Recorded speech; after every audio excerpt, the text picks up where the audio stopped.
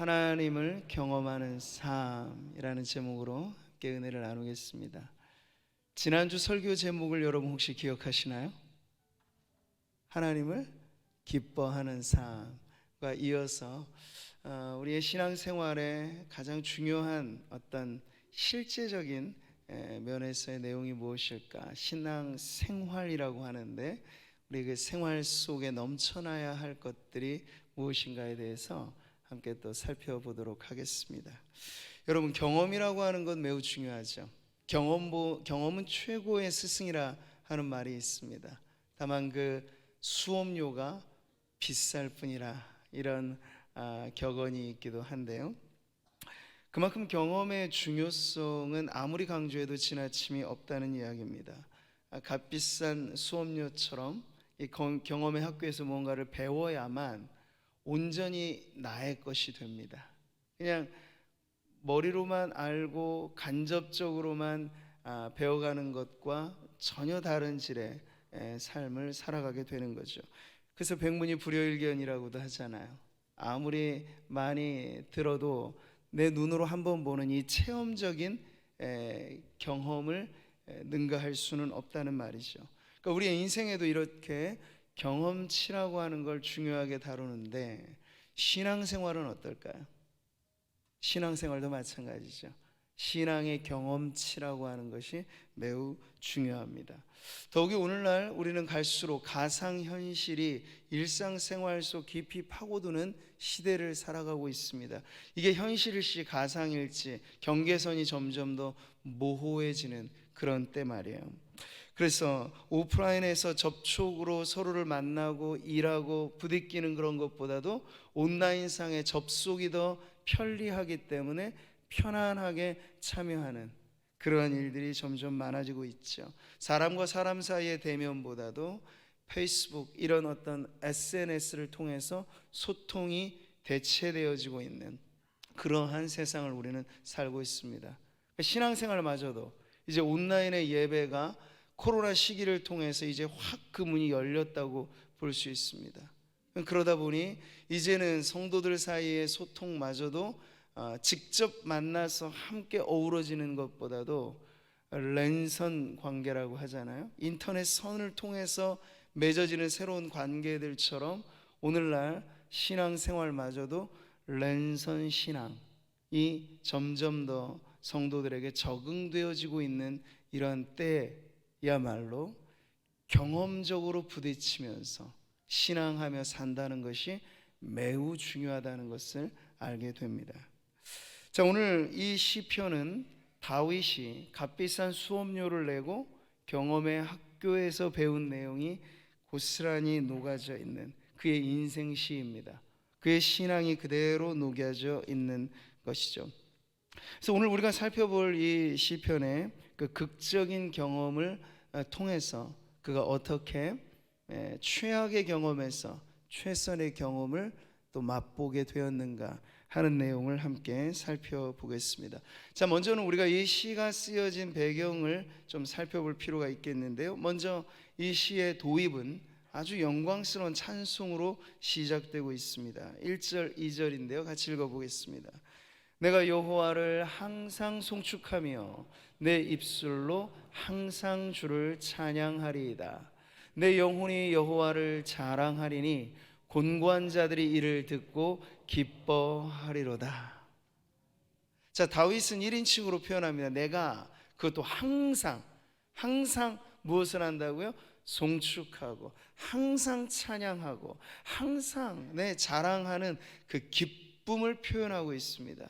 근데 자기 자신뿐만 아니라 주변 모든 사람들을 이 찬양에 초대하면서 3절은 이렇게 노래하죠. 나와 함께 여호와를 광대하시다 하며 함께 그의 이름을 높이세. 자, 이렇듯 이 시는 우렁찬 찬송 소리와 함께 시작하고 있습니다. 여러분, 성경에 기록된 시편을 우리가 이해할 때 일반 문학적인 작품들과 좀 다르다라고 하는 사실을 알아야 합니다. 그냥 감수성 좋은 어떤 문학적인 실력 있는 사람들이 시를 쓰는 것과 다르게 성경에 수록된 이 시편들은요, 신앙의 경험이 그대로 녹아져 있는 영적인 작품이라 하는 점에서 그 독특한 위치가 있습니다. 성경에 기록된 시편 안에는 성도로 살아갔던 하나님의 사람들이 경험했던 농도 짙은 신앙의 경험이 여기에 함축되어 있다는 거죠. 그래서 우리가 시시때때로 시편을 대할 때 우리에게 마음에 와닿고 위로가 되는 것은 우리의 경험과 크게 다를 바 없는 옛 시대를 살았던 성도들의 고백 속에서 나에게도 이런 일이 있는데, 나에게도 하나님은 이런 분이신데 하는 그러한 동질감 어린 고백을 우리는 시편을 통해서 하게 되는 것이죠.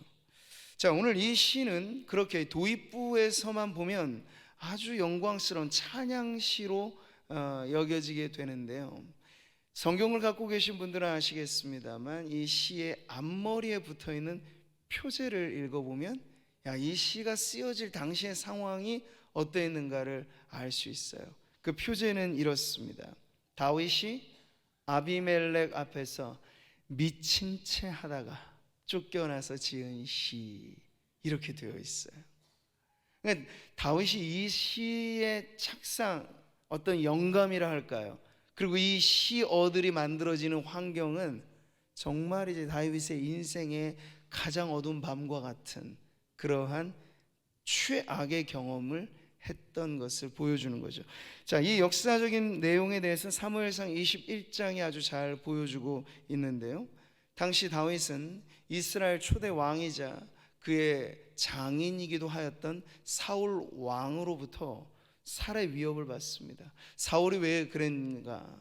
다윗은 참 위대한 영웅이었거든요. 블레셋의 장수 거인 골리앗을 죽여 그 이스라엘의 위대한 승리를 안겨주고 가는 곳곳마다 아주 혁혁한 공을 세웠던 1등 공신이에요. 근데 사울 왕은요, 늘 노심초사 자신의 왕위가 위태롭게 여겨졌던 인물이었기 때문에 가는 곳마다 여인들이 노래할 때 사울은 천천히고 다윗은 만만이라, 이 다윗의 인기가 점점 급상승하니까 자신의 왕위가 위협받는 그 두려움, 그리고 인간 대 인간으로 보았을 때 시기와 질투, 이런 것을 통해서 사울은 다윗을 죽여야 되겠다 하는 그런 결심을 하고 계속해서 다윗을 그렇게 핍박하는 자리에 있는 것이죠. 자, 이런 사울의 추격을 피해서 피치 못하게 다윗은 그 당시에 적대적인 나라였던 그 블레셋 진영으로 가게 됩니다. 그리고 거기 가드라고 하는 도시에 피신하게 되는데, 그 가드의 당시 왕 역시도 다윗을 웰컴하지 못하죠. 이스라엘의 위대한 장수로서 소문이 자자한 그 다윗을 어찌 쉽게 받아줄 수 있겠습니까? 그에게도 다윗은 매우 위협적인 인물이었던 것입니다. 자, 이 모든 돌아가는 상황을 재빨리 파악한 다윗이요, 어떻게 반응을 합니까? 자신의 생명의 안위를 위해서 미치광이 연기를 하는 거죠. 그러니까 오늘 표제에는 미친 채 하다 쫓겨났다 아주 간략하게 나와 있는데, 사무엘상 21장에 보면 당시 상황이 더 자세하게 적혀 있습니다. 그들 앞에서 그의 행동을 변하여 미친 채 하고 대문짝을 그적거리며 침을 수염에 흘리며, 아주 제대로 미친 연기를 한 거죠. 정신은 온전한데. 여러분, 그러니 뭐 다윗이 오스카상을 목표로 연기를 한 것도 아니고 살기 위해서 남자의 자존심 내려놓고 그 적대적인 국가에, 예전에는 가드 사람 골리앗을 물리쳤던 장수 다윗이 이제는 그 지경 안에서 살겠다고, 살아보겠다고 미친 척까지 해야 했던 그 상황이 얼마나 참담했을까는 우리가 충분히 생각할 수 있는 부분이죠. 자, 당시 다윗이 경험했던 체험 삶의 현장이 이랬습니다. 아주 참담한, 푸시킨의 시로 말하자면 삶이 그대를 속일지라도 슬퍼하거나 노여워하지 말아라. 근데 다윗의 정서는 아마 일반의 사람들이 모두 그런 상황이었으면 슬픔이 밀려오고 막 분노가 차올랐을 것 같아요. 이 슬픔의 날을 여러분 어떻게 이겨낼 수 있었을까요? 근데 다윗은 놀랍게도 그것을 극복하면서 그의 인생시, 아름다운 시를 이렇게 만들어 놓았습니다. 가장 짙은 어둠의 밤을 통과하면서 어떻게 이렇게 아름다운 신앙의 시가 나올 수 있었을까요? 우리는 이제 그 대목에서 다윗이 경험한 아주 쓰디쓴 고난의 경험만이 아니라 그 현장에서 경험한 하나님과의 만남의 사건으로 이어지는 대목을 보는 거죠. 자, 다윗은 목숨을 부지하기 위해서 미치광이 연기까지 해야 했던 그 고난의 현실, 죽음의 위험은 그에게 연기가 아니라 실제로 다가온 문제였죠. 말하자면 벼랑 끝으로 몰려간 상태였습니다. 근데 바로 이곳에서 다윗에게 놀라운 은혜는 바로 하나님을 만났고 하나님의 도우심을 경험하게 되었다는 거예요. 4절의 말씀을 같이 한번 읽겠습니다. 내가 여호와께 간구하매 내게 응답하시고 내 모든 두려움에서 나를 건지셨도다. 아멘. 여러분, 다윗이 그냥 찬송이 터져 나왔던 게 아니에요.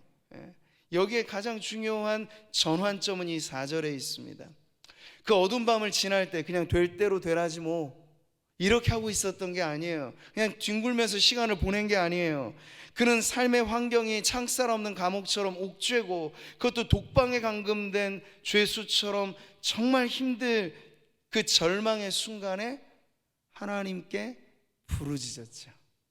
간구하였습니다. 기도하였던 거예요.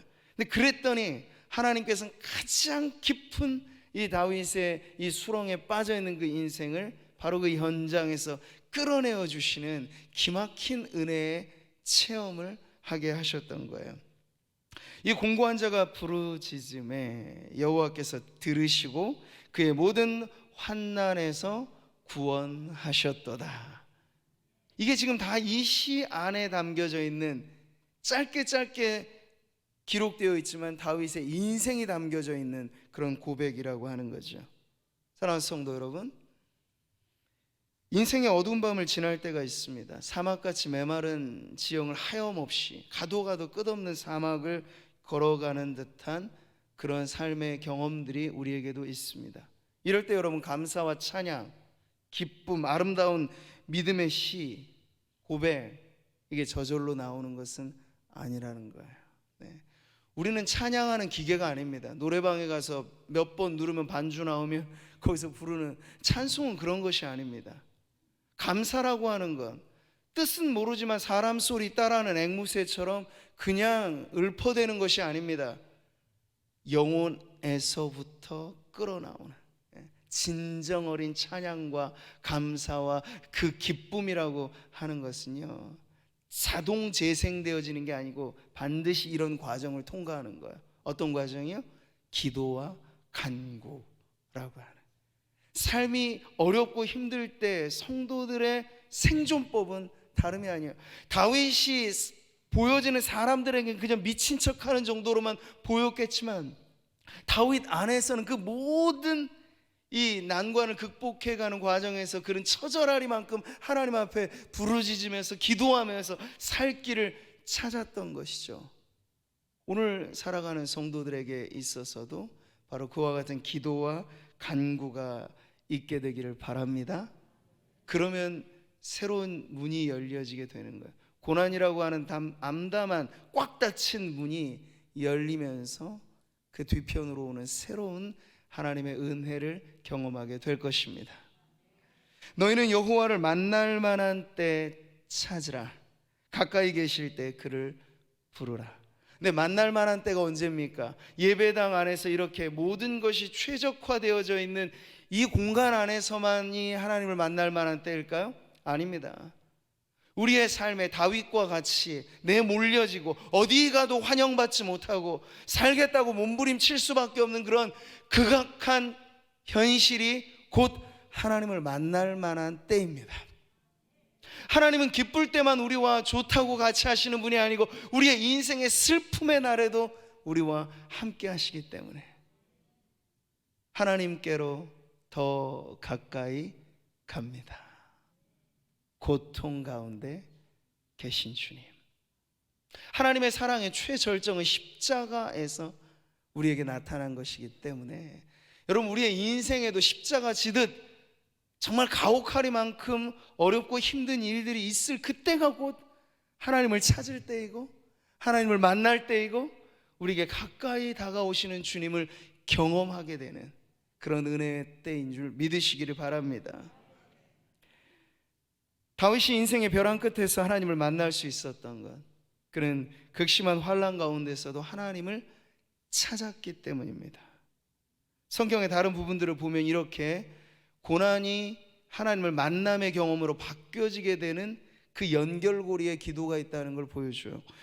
예수님의 경우를 보시죠. 그는 육체에 계실 때 자기를 죽음에서 능히 구원하실 이에게 심한 통곡과 눈물로 간구와 소원을 올렸고, 이 겟세마네 동산에서의 피땀 어린 기도를 떠오르게 할 만한 내용이죠. 십자가는 이제 코앞에 다가왔습니다. 그것은 죽음의 자리입니다.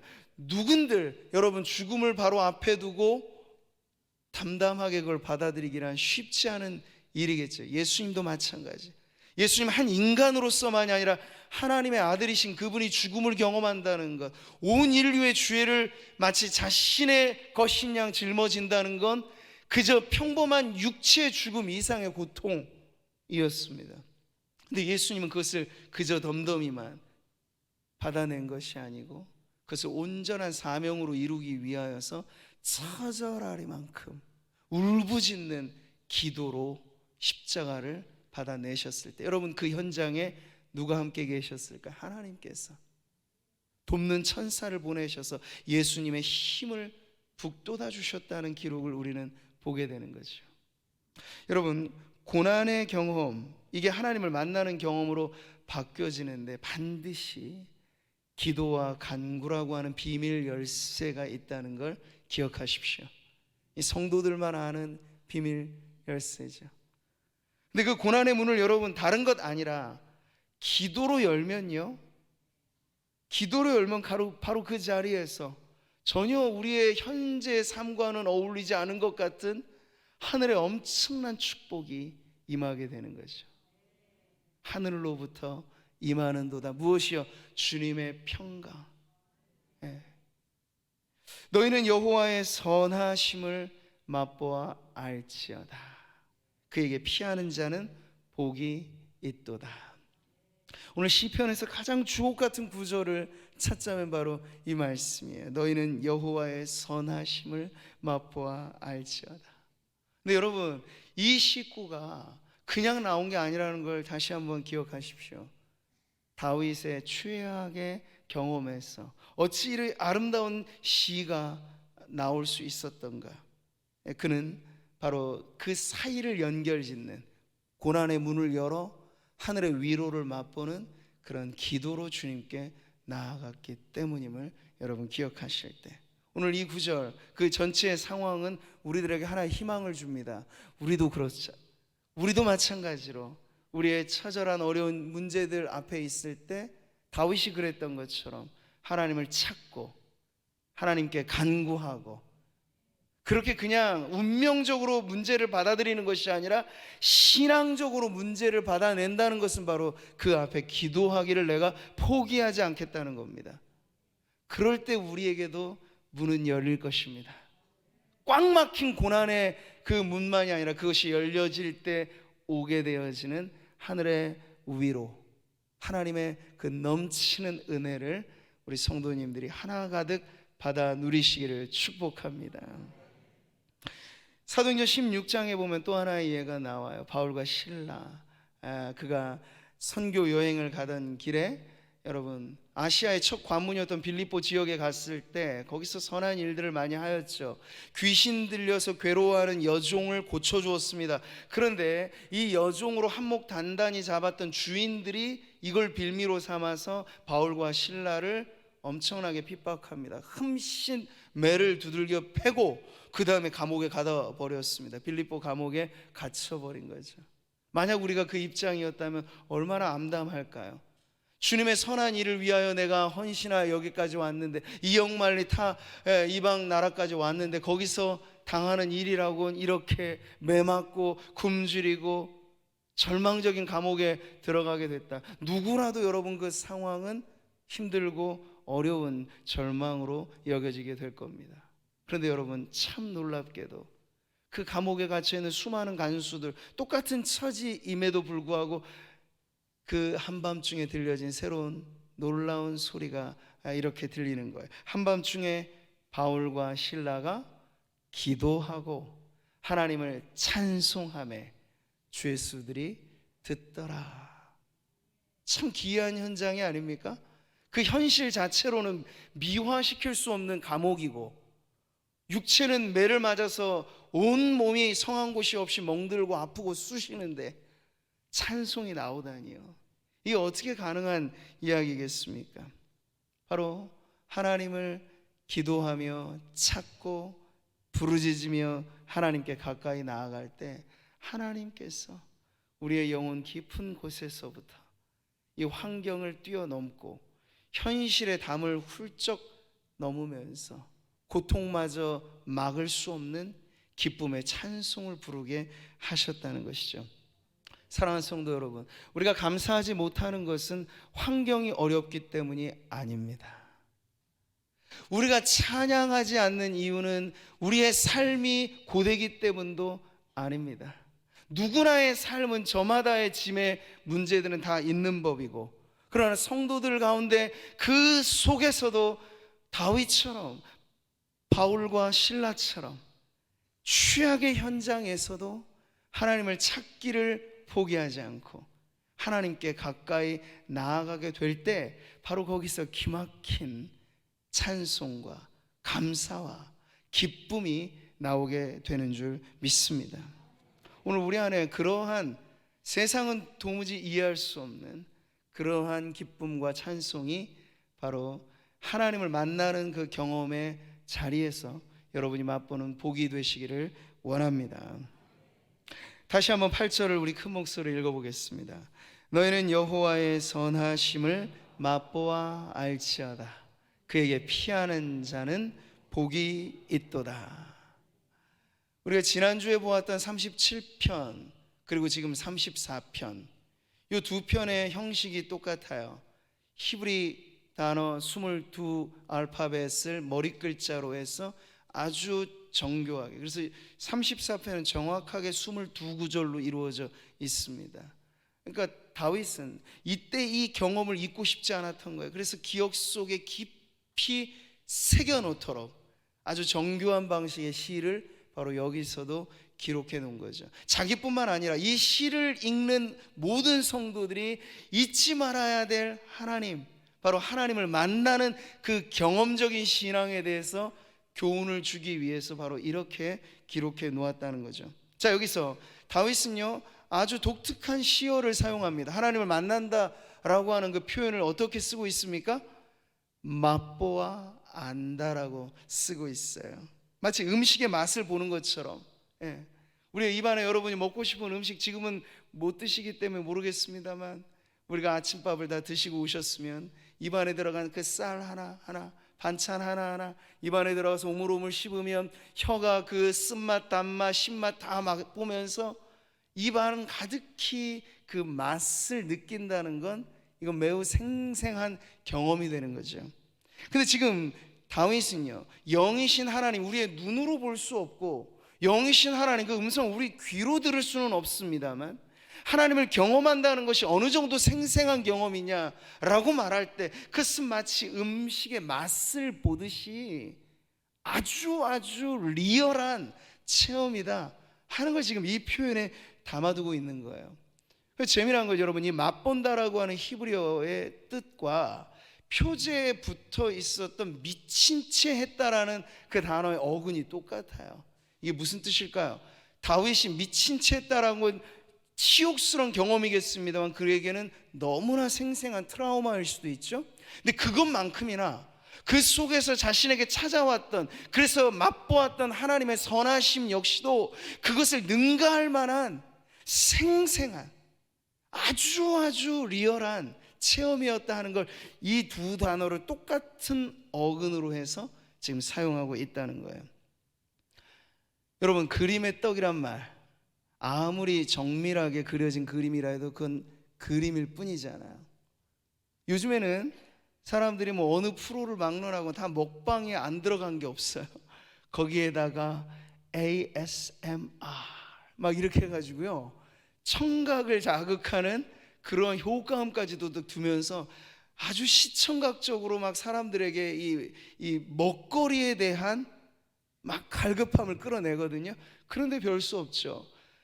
화면을 사이에 두고 이걸 먹는 사람과 그걸 구경하는 사람은 전혀 같을 수가 없는 거예요. 아무리 맛있는 소리를 막 자극적으로 내면서 먹는 걸 봐도 우리는 그냥 구경꾼에 불과한 거죠.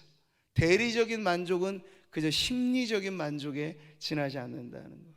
여러분, 신앙 생활을 말할 때 신앙의 기쁨, 신앙의 만족, 이건 여보 절대로 대리적인 것이 아니라는 걸 다윗은 지금 이 단어에 심어놓고 있는 거예요. 여러분이 음식의 맛을 보고, 김치는 이런 맛이고, 물김치, 배추김치, 파김치 다 맛이 틀리잖아요. 그걸 먹어봐야 차이를 압니다.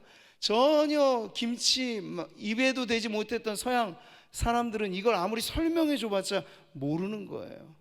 먹어봐야 맛을 알듯이 하나님의 선하심에 관하여 다윗은 이걸 맛보아 아십시오 라고 우리들에게 전해주고 있는 거예요. 자신이 그랬던 것처럼 모든 성도들이 마치 육체적인 감각을 느끼는 것만큼 아주 생생하게 하나님을 경험할 수 있다고 알려주고 있는 것이죠.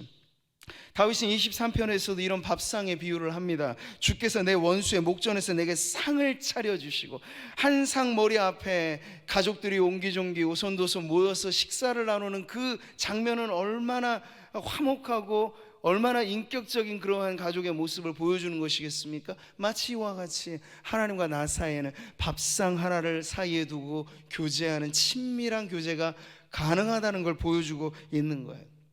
예수님께서 최후의 만찬으로 알려진 그 식탁에서 제자들에게 하신 말은 심지어 자신의 몸에 대하여 그 떡에 비유하면서 이렇게 말씀하셨어요. 그들이 먹을 때 예수께서 떡을 가지사 축복하시고 떼어 제자들에게 주시며 이르시되 받아서 먹으라, 이것은 내 몸이니라 하시고. 여러분, 우리 기독교 신앙에서 성찬식은 매우 중요하죠. 그냥 들리는 설교만이 아니라 성찬을 말하자면 보이는 설교라고 말을 할 정도로 매우 생생한 것입니다. 우리는 그저 떡을 먹고 그저 포도주에 참여하는 것이 아니라 성찬이 제정되어지는 그 순간에 이 마치 주님의 몸과 같이 주님의 보배로운 피와 같이 우리에게 은혜롭게 다가오는 그 선물을 주님은 그저 생각만 하라는 게 아니라 우리의 입으로 오물오물 씹을 때마다 생명의 떡이신 주님이 지금 내 안에 나와 함께 하시구나 하는 걸 맛보아 알게 하셨다는 거예요. 신앙생활의 진가는 바로 여기에 있습니다. 신앙은 관념이 아니고 신앙은 우리의 삶에 속속들이 배어져 있는, 마치 만질 듯이 보듯이 맛보듯이 생생하게 살아계신 하나님을 만나는 삶의 체험인 줄 믿으시기 바랍니다. 특별히 여러분, 오늘 시편에서 다윗은 여러 많은 것 가운데도 하나님의 선하심을 맛보아하려고 하고 있죠. 하나님의 선하심은 무엇입니까? 하나님의 성품을 말하는 것입니다. 그러니까 기독교 신앙에 매우 중요한 하나님은 누구신가라는 질문에 대해서 그냥 그는 세상 사람들이 말하는 그저 어떤 비인격적인 능력이나 이런 신 아닙니다. 혹은 그리스 신화에나 나올 법한 인간을 닮은 매우 비인격적인 능력자 이런 것도 아닙니다. 우리가 믿는 하나님은 이 신적인 능력에서 완전하실 뿐만 아니라 신적인 성품에 있어서 인자하시고 자비하시고 선하시고 우리에게 대하여 관용하시되 오래 참음이 끝도 없으신 그 하나님의 성품의 완전함을 가르쳐 주는 것이 우리가 믿는 하나님이죠. 자, 여기 선하심을 나타내는 히브리어는 대략 세 가지로 쓰입니다. 용례가 선한, 혹은 좋은, 혹은 아름다운, 이런 단어들이 나오는데, 우리가 맛보아 알되 생생하게 경험하는 하나님은 그래서 어떤 분이라는 거죠? 하나님은 선하신 분입니다. 하나님은 좋으신 분입니다. 하나님은 아름다운 분이십니다. 이런 것을 여러분 진정으로 나의 고백, 나의 찬미, 나의 찬송으로 부르게 하시는 것이 바로 하나님과의 만남 속에 경험하는 하나님의 선하심인 줄 믿습니다. 인생 최악의 순간을 경험하면서 어떻게 우리는 하나님을 좋으신 하나님, 좋으신 하나님, 참 좋으신 나의 하나님, 이렇게 찬송할 수 있을까요? 바로 하나님을 피난처로 삼아 우리가 기도하며 하나님을 찾을 때 이 모든 환난이 지나가도록 우리를 그 품에 안아주시는, 우리를 보호해 주시는 하나님의 은혜를 경험할 수 있기 때문이죠. 하나님은 우리의 피난처시요 환난 중에 만날 큰 도움이시라. 그는 피난처 되신 하나님 안에서 다윗은 하나님의 선하심을 맛보았습니다. 그래서 하나님이 참 좋으신 분이다 하는 것이 자기 고백이 되었던 사람이에요. 그는 죽음에서 생명으로 옮겨지는, 두려움을 떨쳐버리고 평안을 누리는 그 은혜를 바로 좋으신 하나님, 선하신 하나님과의 만남을 통해서 누리게 되었던 것이죠. 사랑하는 성도 여러분, 오늘의 이 시가 우리들에게 가르쳐주는 바는 너무나 분명합니다. 여기 다양하게 표현되어져 있는 이 지칭하는 대상이 있어요. 8절에 보면 그에게로 피하는 자라 되어 있고, 9절에는 그를 경외하는 자로 표현되고, 10절에는 여호와를 찾는 자로 표현된 이 모든 것은 사실 하나를 가리키는 것입니다. 환난 가운데, 인생의 어두운 밤을 지날 때, 최악의 경험 속에 낙담하게 될 때 간절히 하나님을 찾으라는 얘기예요. 성경은 말씀합니다. 나를 사랑하는 자들이 나의 사랑을 입으며 나를 간절히 찾는 자가 나를 만날 것이니라. 이 말씀은 오늘도 유효합니다. 오늘 저와 여러분이 어떤 환경에 있느냐는 중요하지 않아요. 모두가 힘들다면 더 힘든 세상을 살고 있으니까요. 그러나 성도로서의 구별됨은 어디에 있습니까? 죽겠다 아우성치는 사람들 가운데 우리는 하나님을 찾고, 그러니까 하나님이 나의 유일한 소망이심을 믿음으로 하나님을 피난처로 하여 나아가는 법을 아는 것이죠. 그럴 때 하나님께서 이 최악의 상황이라 할 만한 코로나 시기도 그렇고, 성도 개개인의 가정과 사업과 이 모든 일들이 다 지금 다윗의 경험 안에 다 우리는 함축되어 있는 걸 알고 있습니다. 바로 그럴 때 여러분 하나님의 선하심과 자비하심을 맛봄으로써 우리는 그 현실의 고난을 뛰어넘고 극복할 뿐만 아니라 압도적인 기쁨으로 이겨내는 그러한 하나님의 축복받은 백성으로 살아가게 될 줄 믿습니다. 한국인들은 적어도 삼시세끼 챙겨 먹는 식습관이 있죠. 여러분 하나님의 선하심은 어느 정도의 빈도로 여러분이 맛보아야 될까요? 주일에 이 한 번의 예배로만이 아닐 것입니다. 매일 매 끼니에 여러분이 식탁에서 음식을 드실 때 이제 이 말씀을 떠올려 보십시오. 아주 맛깔스러운 음식을 먹는 것처럼 하나님, 내 영혼이 좋으신 하나님, 선하신 하나님, 아름다우신 하나님을 이렇게 맛보아 알기를 원합니다. 시시때때로 그래서 하나님을 피난처로 하여 나아가서 그 주님의 선하심을 매일 매 순간 맛보는 그 은혜로 우리의 삶이 이어지게 되기를 주님의 이름으로 축원합니다.